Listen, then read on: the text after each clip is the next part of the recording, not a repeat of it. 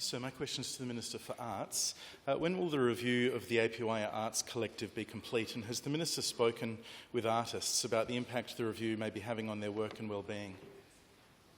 Minister. Thank the member for Moriarty for his question.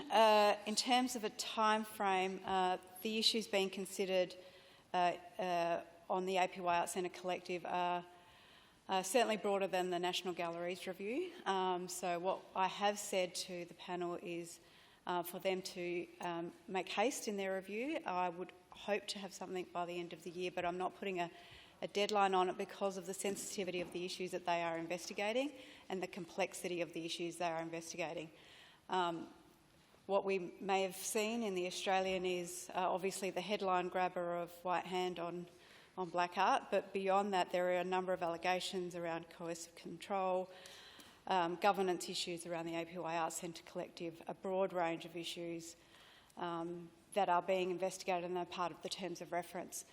Given the extent of that, I'm reluctant to put a hard timeline on it, but I am aware, both amongst my national colleagues, other arts ministers around the country, and from arts workers and artists around the country, that it is having a national impact.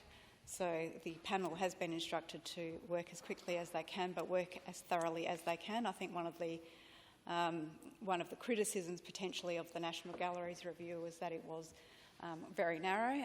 I think they gave themselves about 6 weeks and it took them about 12 weeks, so double the length of time that they expected. I don't want to put us in that situation because of the sensitivity and the complexity of getting that evidence that we need to be able to thoroughly investigate these allegations. So I'm definitely hoping by the end of the year, but I do not have a hard deadline on that because of the nature of the investigation. Member for Morialta. Thank you. In relation to the Minister's answer in the National Gallery Review, has the Minister read the National Gallery Review, and will she give consideration to reducing the scope of the terms of reference of her review to remove anything that has already been considered by the National Gallery Review?